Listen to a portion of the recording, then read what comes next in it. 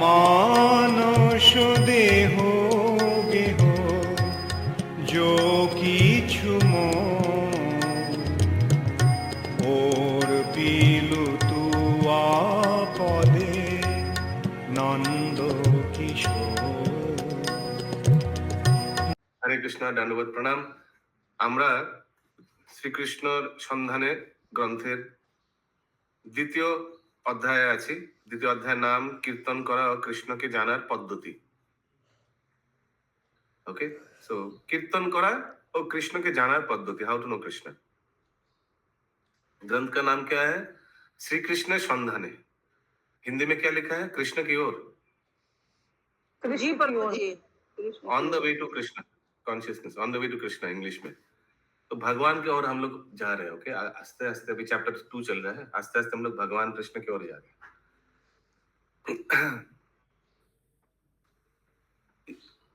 तो एक श्लोक कल आया था, अपि चेत सुदुराचारो भजते माम अनन्य भक्त साधुरेव समन्तव्य सम्यक व्यवसितो हि स।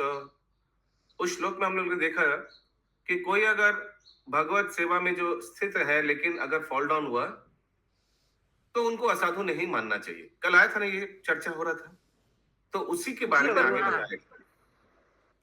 क्या बताया गया आगे? सब ध्यान से सुनिए, नींद आने से प्रयास कीजिए, जगह रहने के लिए खड़ा हो जाइए, बैठे मत।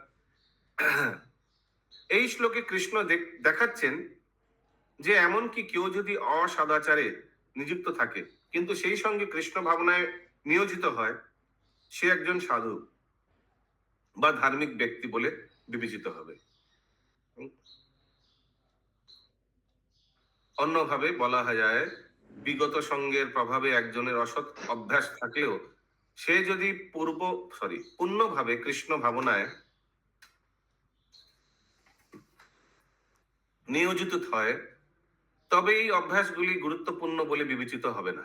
ओके, वो थोड़ा नजरअंदाज करना पड़ेगा। अगर कोई असत्संग के कारण कोई पर्टिकुलर चीज उनका गड़बड़ हो रहा है, लेकिन बाकी सब एकदम अच्छा से स्थित है, well established in Krishna consciousness sadhana, लेकिन कुछ एक गड़बड़ कर रहा है, সে যে ক্ষেত্রেই হোক কেউ যদি কৃষ্ণ ভাবনাময় হয়, সে ধীরে ধীরে শুদ্ধ হয়ে একজন সাধু হবে। तो ये भी हम लोग को याद रखना है, क्योंकि हम लोग जो संगत कर रहे हैं, जो भक्त लोग से मिलजुल रहे हैं, उन लोग में भी त्रुटियां आ सकता है, दिख सकता है ना। लेकिन यही हम लोग को बोलना है कि फिर भी कितना अच्छा भक्त है, भगवान कृष्ण के शरण ग्रहण किया है, और जो जो त्रुटियां है उन लोग को नजरअंदाज करना चाहिए।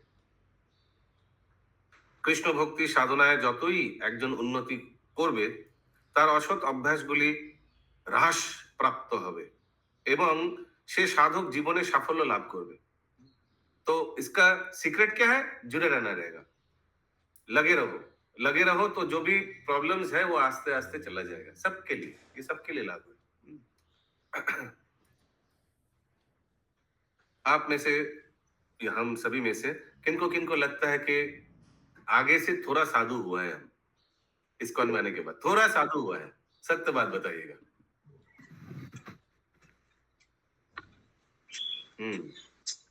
Very nice. देखिए कितना साधु जी, राई के बराबर। अच्छा, प्रभु जी राई के बराबर लगता है। अच्छा, ये भी एक साधु का लक्षण है, ये जो आपने बोला। এই সম্বন্ধে একটি চোরের কাহিনী আছে। সে তীর্থ করতে এক পবিত্র নগরে যায় এবং পথে সেও অন্যান্য তীর্থযাত্রীরা রাত্রি যাপনের জন্য এক पांथी निवासे अपेक्षा करे। ठीक है, एक चोर तीर्थ यात्रा करने गए और एक गेस्ट हाउस में सब रुके हैं, लेकिन उसका टेंडेंसी क्या है? वो तो चोरी करके हमेशा चोरी करता है, तो साधु लोग का भी चोरी करने का प्रयास करेंगे।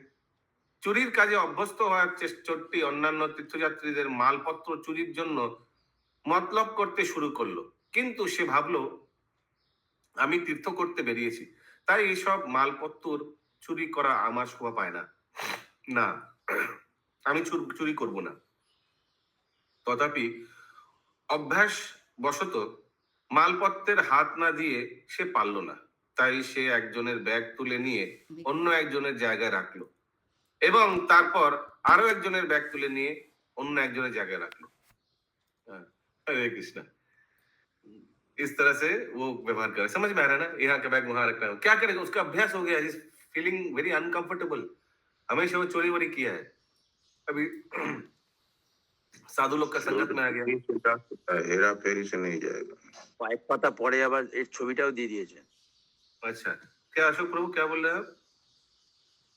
कहा जाता है प्रभु कि चोर चोरी से जा सकता है, यानी छोड़ सकता है, लेकिन हेरा फेरी नहीं छोड़ सकता। हाँ, देखिए एकदम सही व्यक्ति ने बोला। এই ভক্ত আছে। তো বিভিন্ন ব্যাগ বিভিন্ন জায়গায় রেখে সে সারা রাত কাটালো, কিন্তু তার বিবেকে এতই বাঁধলো যে সে তাদের থেকে কিছুই চুরি করলো না। ভোরবেলায় অন্যান্য তীর্থযাত্রীরা জেগে উঠে চারিদিকে তাদের ব্যাগ খুঁজতে পায় না, পেল না। মহা শোরগোল শুরু হলো এবং অবশেষে তারা একের পর এক বিভিন্ন স্থানে ব্যাগগুলি খুঁজতে শুরু করলো। যখন তারা সবগুলি ব্যাগ পেয়ে গেল, চোর ব্যাখ্যা করে বলল, ভদ্র মহোদয়গণ, পেশায় আমি একজন চোর। চোর হওয়ায় রাত্রি চুরি করতে আমি অভ্যস্ত। আপনাদের ব্যাগ থেকে কিছু জিনিস চুরি করতে চেয়েছিলাম, কিন্তু ভাবলাম যে যেহেতু আমি এই পবিত্র স্থানে যাচ্ছি তাই চুরি করা সম্ভব নয়। তাই আমি মালপত্রগুলি আবার গুছিয়ে রেখেছি, কিন্তু দয়া করে আমাকে ক্ষমা করবেন। এই হচ্ছে অসৎ অভ্যাসের বৈশিষ্ট্য। সে আর চুরি করতে চায় না, কিন্তু যেহেতু সে অভ্যস্ত তাই কখনো কখনো সে चुरी करे। तो इस व्यक्ति को क्या हम लोग खराब सोच सकते हैं? नहीं, एकदम ये अभी से दुराचार्य का ही एग्जाम्पल के लिए इसको कोट किया गया है, श्रील प्रभुपाद ने कोट किया है। So he is changing, we have to give him some more time, he is changing. We can not conclude अरे ये चोर है भगाओ इसको मारो पीटो, ऐसे नहीं। हम लोग देख रहे हैं कि परिवर्तन हो रहा है, उसको समय देना पड़ेगा। और क्या क्या सीख सकते हैं इस उदाहरण से? बोलिए बोलिए, इस पर्टिकुलर स्टोरी से क्या सीख सकते हैं? हरे कृष्णा प्रभु जी, हमें अपनी बुरी आदतों को छोड़ने का पूरा प्रयास करना चाहिए। जहाँ तक हो सके सभी आदतों को अपना छोड़ते रहना चाहिए और साधु का संगत हमेशा करते रहना चाहिए, भक्तों का संगत करना चाहिए। Very good. हम तो एक चीज सीखा है कि साधु की संगत हमेशा करना चाहिए, तो बुरी आदत चला जाएगा। ये सुमना गौरंगी माता जी, ये सत्यमामा माता जी। मुझे हमेशा भक्तों का संग नहीं छोड़ना चाहिए।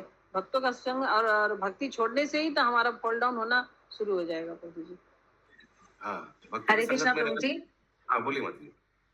प्रभु उसने एक्सेप्ट भी किया कि मेरे अंदर ये गंदी आदत है, हाँ सबके सामने। तो बहुत बड़ी बात। ये भी एक्चुअली ये जो एक्सेप्ट किया ना, इससे इतना बड़ा उनका रेक्टिफिकेशन हो जाएगा, इतना बड़ा रेक्टिफिकेशन सबके सामने एक्सेप्ट किया, वो जिंदगी में कभी और करेगा नहीं।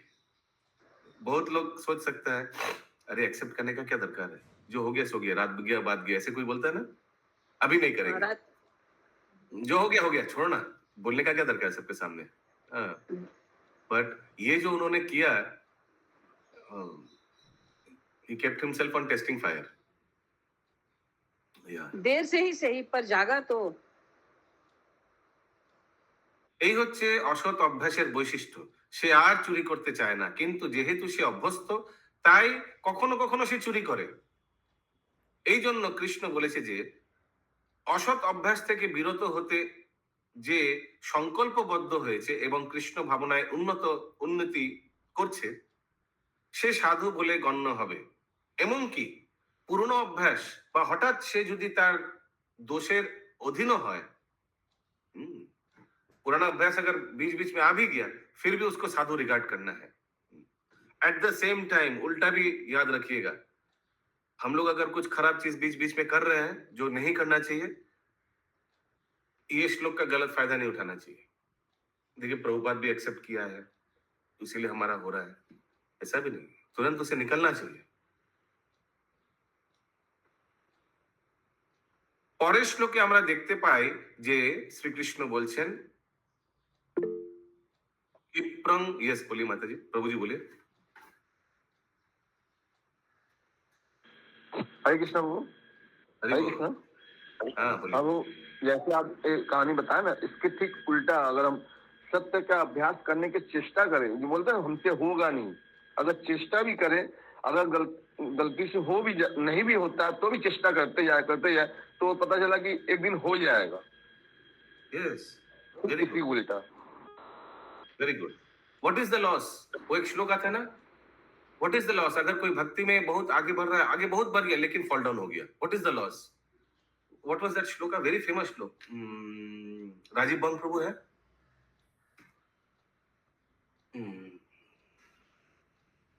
कोवा प्राप्तो न तरेत्सात्मा, भजन भजन अपक्वा, यपतो भजन अपक्वा, भजन परिपक्वता नहीं है। याद नहीं आ रहा है श्लोक, वो भक्त रसामृत सिंधु का श्लोक है। भजन अपक्वा, एक सेकंड में गूगल में देखता हूँ। भजन अपक्वा,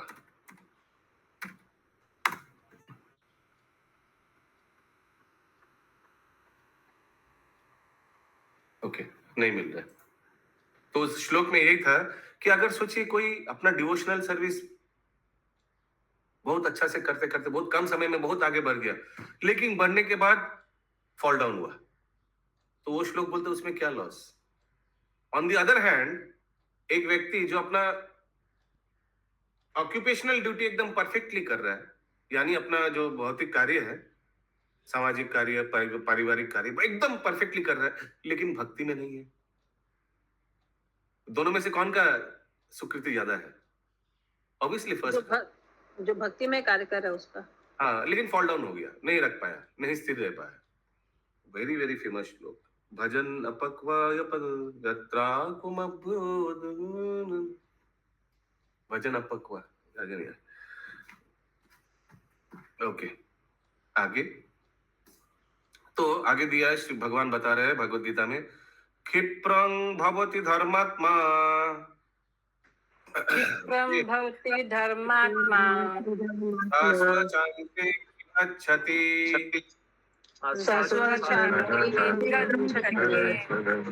कौन्तेय प्रतिजानाहि, कौन्तेय प्रतिजानाहि, न मे भक्तः प्रणश्यति, न मे भक्तः मेरा भक्तों का विनाश नहीं होता है, ऐसे कुछ।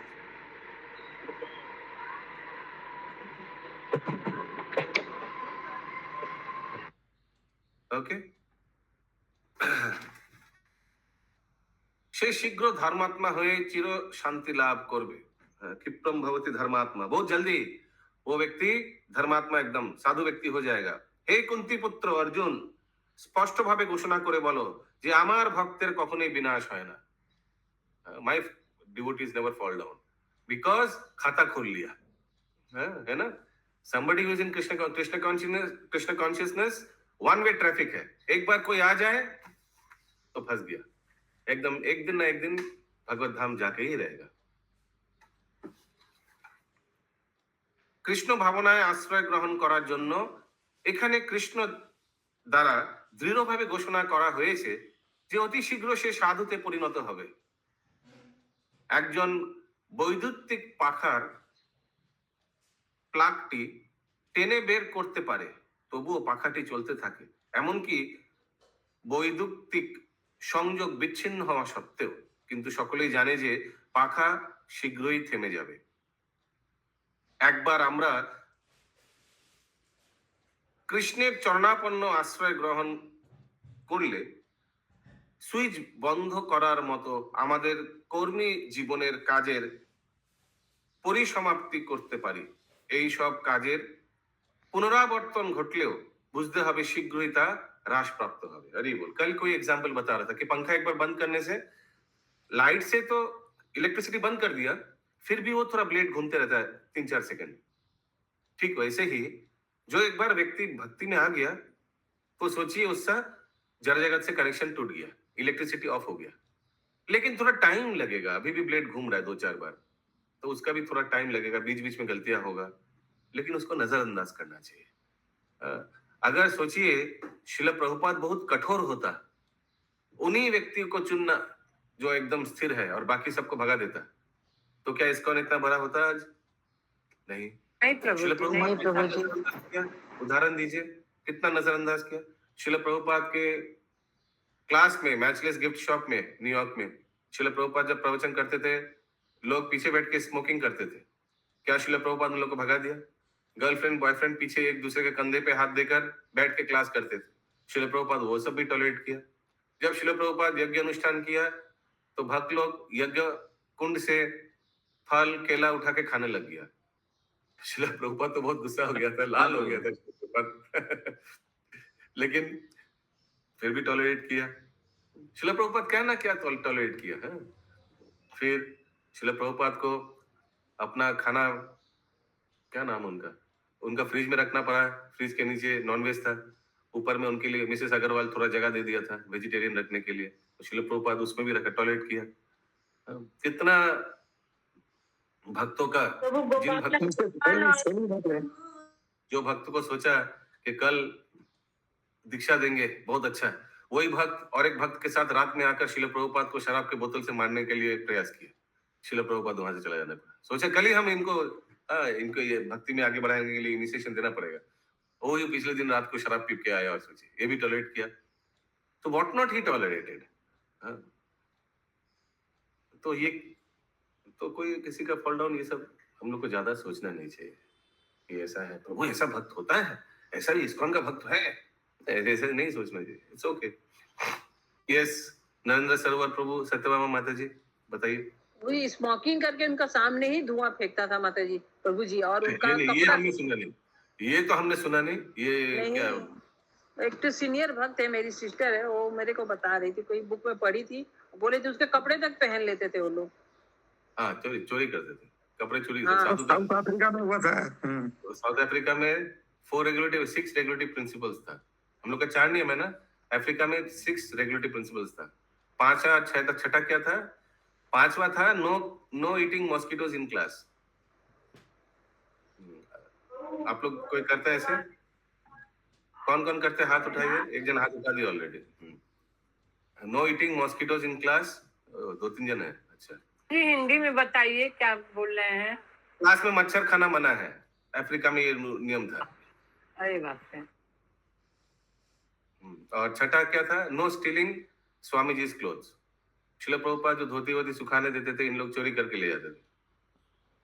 तो ये 2 नियम प्रभु पहन के भी आ जाते थे, प्रभुपाद खुलवाते थे उनसे और फिर पहनते थे। सोचिए, ठीक है, हम लोग भी सोचे 2 नियम क्लास में रखना पड़ेगा। এই কথা সত্যি যে কৃষ্ণ ভক্তি সাধনায় রত হলে ভালো মানুষ হওয়ার জন্য स्वतंत्र চেষ্টা করার দরকার হয় না। वी हैव टू कुछ ज्यादा प्रयास नहीं करना पड़ता है भालो मानुष होने जন্য। जो एक बार इस्कॉन में आ गया तो साधु के साथ रहते रहते ऑटोमेटिक अच्छा हो जाएगा। कुछ आपको उठक बैठक कोई माने कुछ चिटपटांग या कुछ जिम्नास्टिक कुछ नहीं करना पड़ेगा, ऐसे ही हो जाएगा। सद्गुणावली सकल अपना থেকেই আসবে। वो कौन एक बार बताया था कि हमारा प्रभु जी कभी क्लास में नहीं आएगा। प्रभु आपको मालूम नहीं कितना डेंजरस आदमी है मेरा प्रभु जी। हाँ, आप कुछ बोलेगा इतना तर्क करेगा, ये करेगा वो करेगा। तो हम लोग बोलते थे जस्ट क्लास में लेकर आइए, 40-50 जन है, इस सब के सामने कुछ बोलने में इतना तो साहस नहीं होगा। ऑटोमेटिक आप घर में अकेला बोलने जाएंगे, आप घर का मुर्गी है, आपका कभी सुनेगा नहीं। लेकिन क्लास में ले आइए, ऑटोमेटिक रास्ते में आ जाएगा, है ना। এই কথা সত্যি যে কৃষ্ণ ভক্তি সাধনায় রত হলে ভালো মানুষ হওয়ার জন্য স্বতন্ত্র চেষ্টা করার দরকার হয় না। সদ্গুণাবলী সকল আপনা থেকেই আসবে। হরি বল। यशस्ति भक्तिर भगवत किंचना सर्वे गुणस्तत्र समासते सुरा। जो भक्ति में आ जाता है, जितना भी देवता का गुण है उनमें आ जाता है ऑटोमेटिकली, कुछ एक्स्ट्रा प्रयास नहीं करना पड़ता है। শ্রীমদ ভাগবতে বর্ণিত আছে যে কৃষ্ণ ভক্তি লাভের সঙ্গে সঙ্গে সে সমস্ত সদ্গুণাবলীর अधिकारी है। यही श्लोक यशस्ति भक्ति भगवत अकिंचना जो बोला है ना, श्रीमद् भागवत में लिखा है। लिख लीजिए ये श्लोक, ये सब लिखना चाहिए। मेरे बात दोहराइए, यशस्ति भक्ति भगवत अकिंचना, बोलिए।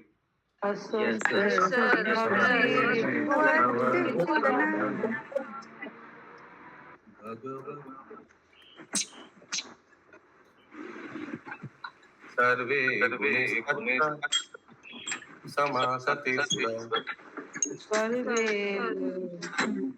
नहीं मैं चैट बॉक्स में पेस्ट कर रहा हूँ, तब देख के बोलिए। मैं एको हो रहा हूँ क्यों? अब अभी तो मधु उसका म्यूट कर दीजिए। एक सेकंड, चैट बॉक्स ये आप लोग का भक्ति शास्त्र में भी श्लोक होगा, सब बोलिए, देख के बोलिए। यशस्ति भक्तिर भगवत किंचना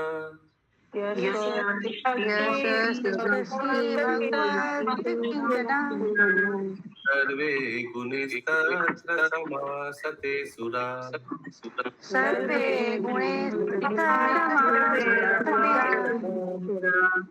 हराभ भक्तस्य कुतो महद्गुणा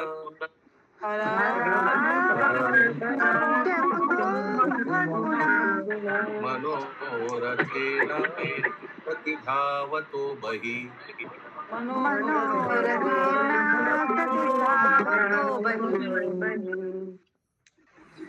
तो ये श्लोक तो बहुत बड़ा है, लेकिन हम लोग को इस प्रसंग में कौन सा लाइन लगेगा?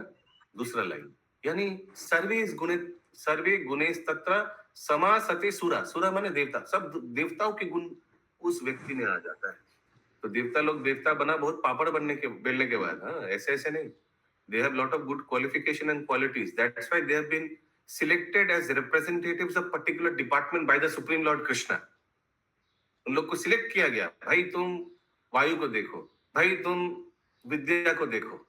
तो उन लोग कोई ऑर्डिनरी व्यक्ति नहीं है, एक्स्ट्राऑर्डिनरी व्यक्ति, इसलिए भगवान ने नियुक्त किया है उन लोगों को अलग अलग डिपार्टमेंट में। तो उन लोग का जो गुण है वो हम में आ जाता है। শ্রীমদ ভাগবতে বর্ণিত আছে যে কৃষ্ণ ভক্তি লাভের সঙ্গে সঙ্গে সে সমস্ত সদ্গুণাবলীর অধিকারী হয়।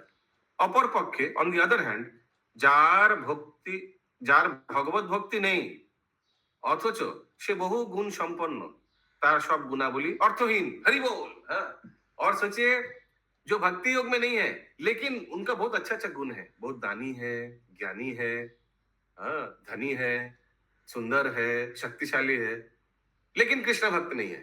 तो क्या है? कुछ भी नहीं है, अर्थहीन, useless, meaningless to have all these attributes if one is not in Krishna consciousness। वो उल्टा मिसयूज करेगा ये सबका।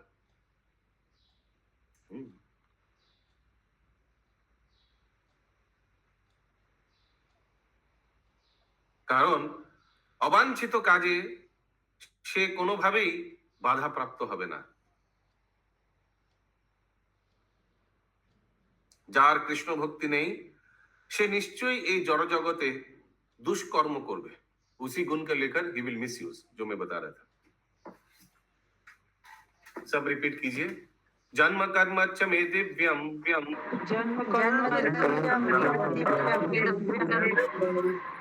एवं यो वेत्ति तत्वता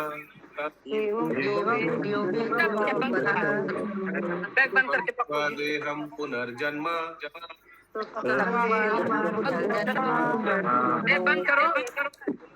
नेति मामेति स्वार्जुन।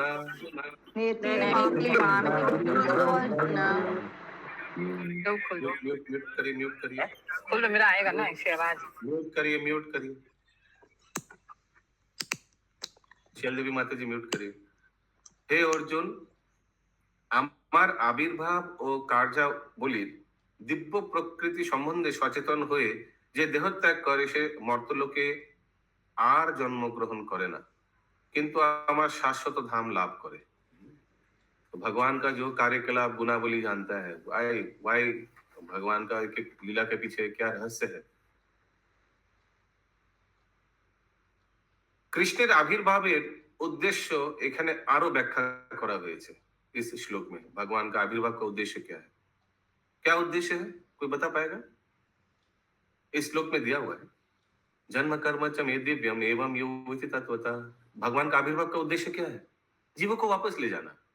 क्योंकि भगवान बता रहे ना, जो मेरा आविर्भाव, मेरा कर्म, जन्म कर्म, ये सब जो जान पाएगा एज इट इज, वो मेरा धाम वापस जाएगा। तक्ता देहम पुनर्जन्म, जब वो उनका मृत्यु होगा, देह जब छोड़ेगा, नैति माम एति सो, वापस यहाँ नहीं आएगा, मेरे धाम नहीं जाएगा। इसीलिए लिखा है কৃষ্ণের আবির্ভাবের উদ্দেশ্য এখানে আরো ব্যাখ্যা করা হয়েছে, has been clearly explicitly explained। যখন কোনো উদ্দেশ্য নিয়ে তিনি আবির্ভূত হন, তখন অনেক লীলা প্রদর্শন করেন। অবশ্য অনেক দার্শনিক আছেন যারা বিশ্বাস করেন না যে ভগবান অবতার হয়ে আসেন। भगवान जब भी कोई लीला करता है, कोई अवतार होता है, बहुत लीला करता है। क्यों लीला करता है? कि आने वाले पीढ़ी उस लीला को श्रवण करेगा बार बार। हाँ, भगवान एक बार दामोदर लीला करेगा, पूरा 1 महीना दामोदर मास हो जाएगा। डेली हम लोग क्लास में सुनेंगे दामोदर लीला, और आनंद होगा, ड्रामा होगा, कीर्तन होगा, दामोदर अष्टकम करेंगे, फेस्टिवल हो जाएगा। यस, प्रीतिमानंद प्रेमाती जी। हरे कृष्ण प्रभु। भगवान अपने भक्तों को आनंद देने के लिए हमेशा प्रकट होते हैं, हाँ, आनंद देने के लिए ताकि उनके भक्त, हाँ, उनके लीला का हमेशा श्रवण कीर्तन करते रहे। अगर लीला ही नहीं रहेगा तो हम लोग क्या श्रवण कीर्तन करेंगे? एब्सोल्युटली। तो उसीलिए भगवान आकर बहुत कुछ कार्य करता है। सोचिए माधव स्वरूप प्रभु द्वापर युग में जो भगवान आया था, ठीक है, सब सोचिए भगवान ने कितना लीला किया था द्वापर युग में। ओ माय गुडनेस, वो तो लंबा लिस्ट होगा। हाँ, कितना असुर को वध किया, कितना भक्तों को कितना आनंद दिया, एक्सेट्रा, लंबा लिस्ट होगा ना। कम से कम अगर सोचा जाए तो कम, आई डोंट नो, कम से कम 500-600 तो ऐसी लीला याद आ जाएगा तो भगवान क्या क्या किया। तो क्यों करता है ये सब भगवान? इसीलिए कि आने वाली पीढ़ी उसके बारे में सुनेगा, श्रवण करेगा, नाटक होगा, ड्रामा होगा, रूपानुगास करेगा, etcetera. So my point is so many things to be done. और इससे क्या होगा? अपना शुद्धिकरण भी होगा।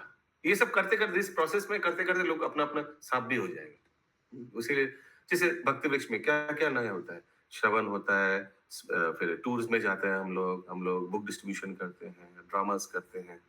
बट ये सब करने के पीछे एक उद्देश्य भी है कि हम लोग आनंद पाते हैं, इसीलिए करते हैं। ये सेवा में ही आनंद है, और प्लस ये सेवा करते करते अपना शुद्धिकरण भी हो जाता है। So many things to be learn. Book distribution, आप हावड़ा स्टेशन में खड़ा होकर जब बुक बेचेंगे, आपका जो जो ईगो है, फॉल्स ईगो है, वो आप खुद अपने चप्पल के नीचे कुचल दे रहे हैं। ये करने से पता चलेगा। हरे कृष्ण प्रभु जी। ये शुद्धिकरण होते होते अगर 100 में से कोई एक जीव भी भगवत धाम वापस जा रहा है तो भगवान उसी में खुश हो जा रहे हैं।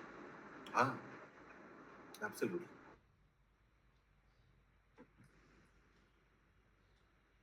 অবশ্য অনেক দার্শনিক আছেন যারা বিশ্বাস করেন না যে ভগবান অবতার হয়ে আসেন।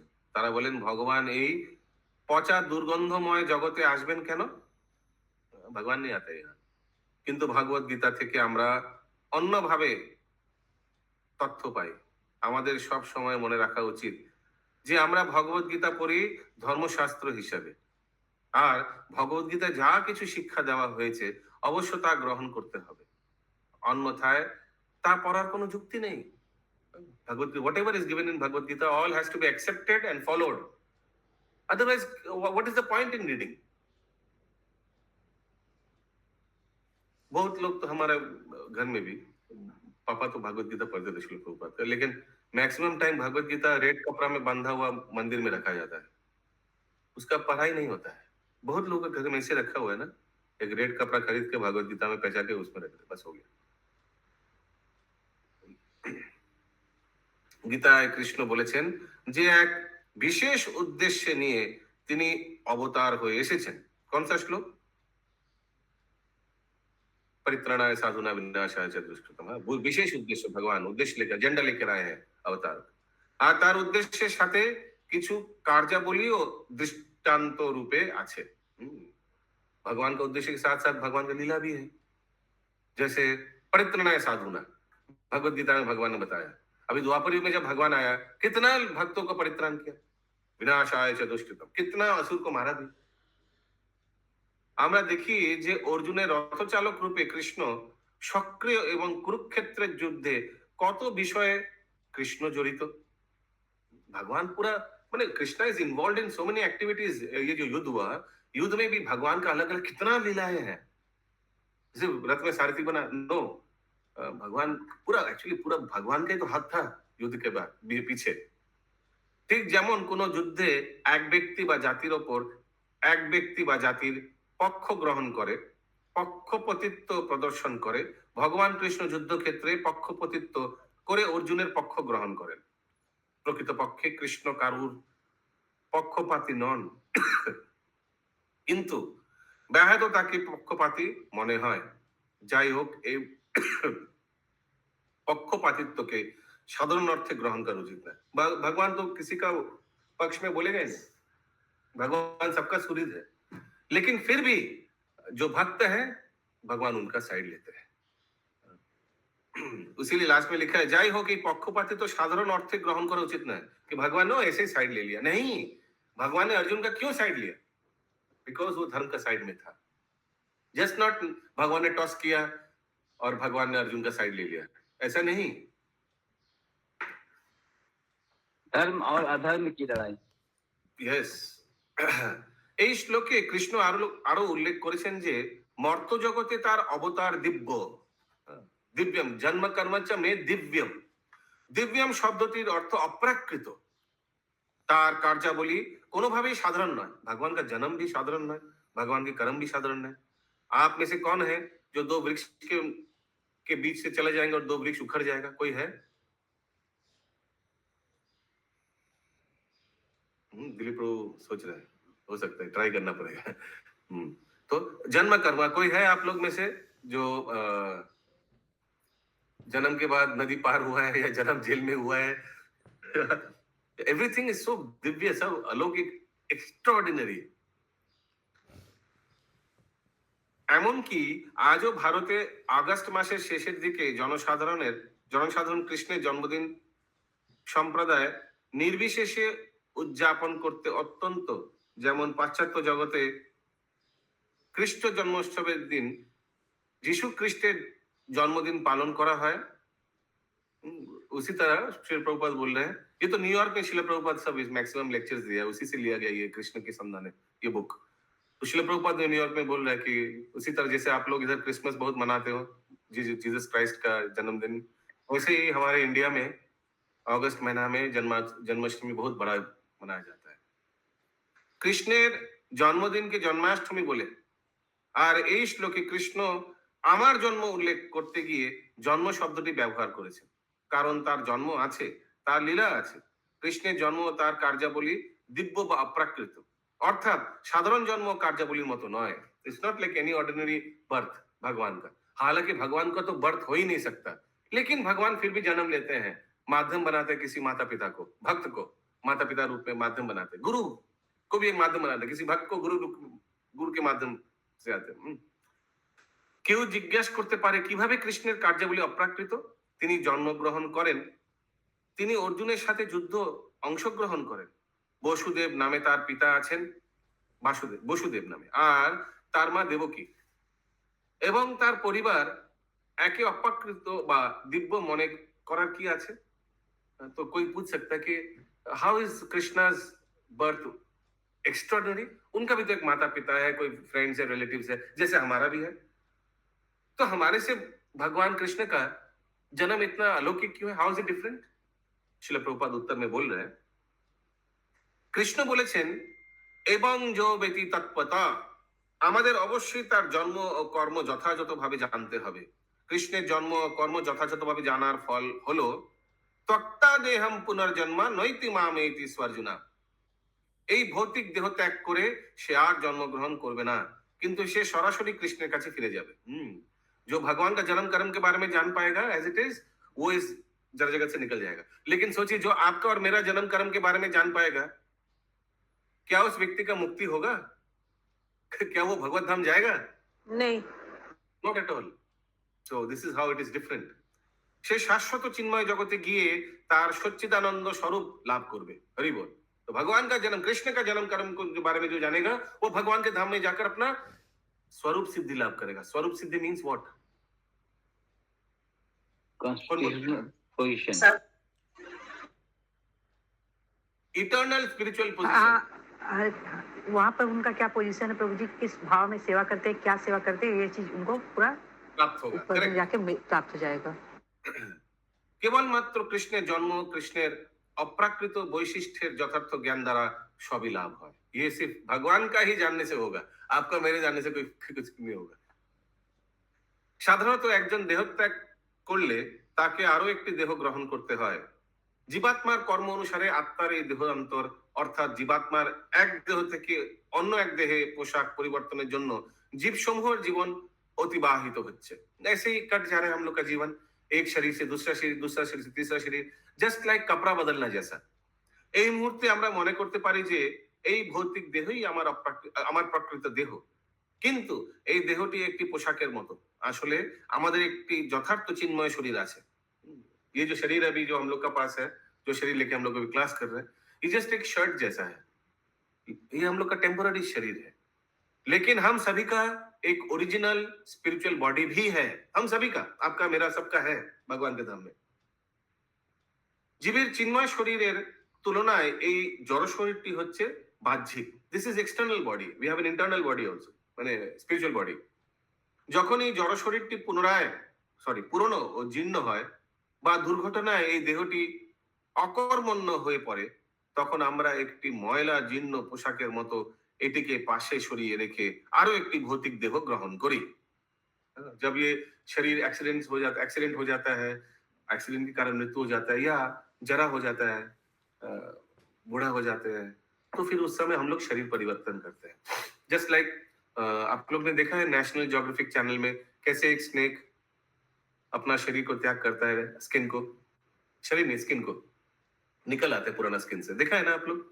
तो वैसे हम लोग भी शरीर त्याग करते हैं। इसके ऊपर भगवत गीता में प्रसिद्ध श्लोक है, हमारे बाद सब दोहराइए। वाशांसि जीर्णानि यथा विहाय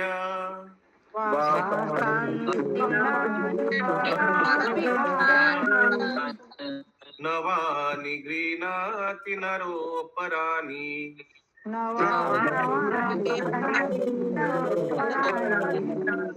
तथा शरीराणि विहाय जीर्णानि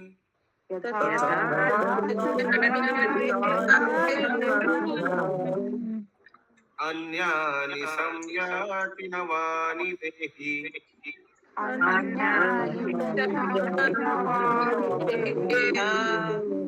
तो इस श्लोक में भगवान ये शरीर परिवर्तन के बारे में बताया है।